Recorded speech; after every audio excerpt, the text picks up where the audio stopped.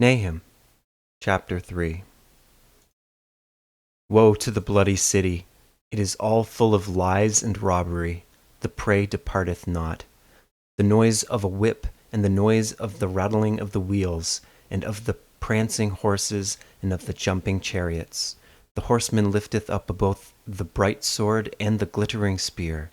And there is a multitude of slain, and a great number of carcasses, and there is none end of their corpses. They stumble upon their corpses, because of the multitude of the whoredoms of the well-favoured harlot, the mistress of witchcrafts, that selleth nations through her whoredoms, and families through her witchcrafts.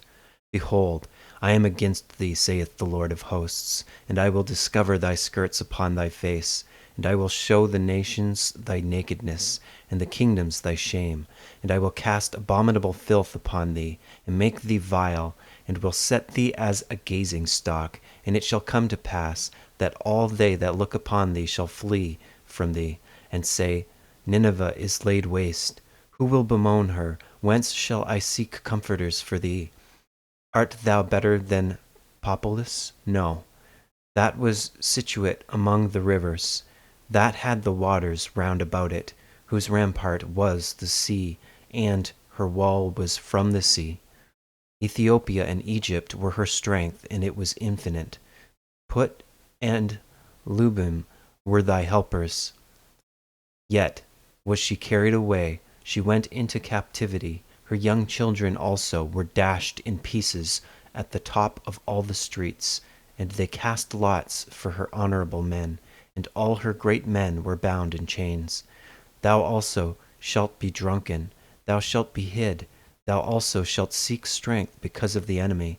All thy strongholds shall be like fig trees with the fire-striped figs, with the fir-striped figs. If they be shaken, they shall even fall into the mouth of the eater. Behold, thy people in the midst of thee are women. The gates of thy land shall be set wide open unto thine enemies. The fire shall devour thy bars. Draw thee waters from the siege. Fortify thy strongholds. Go into clay, and tread the mortar. Make strong the brick kiln. There shall the fire devour thee. The sword shall cut thee off. It shall eat thee up like the cankerworm. Make thyself many as the cankerworm. Make thyself many as the locusts.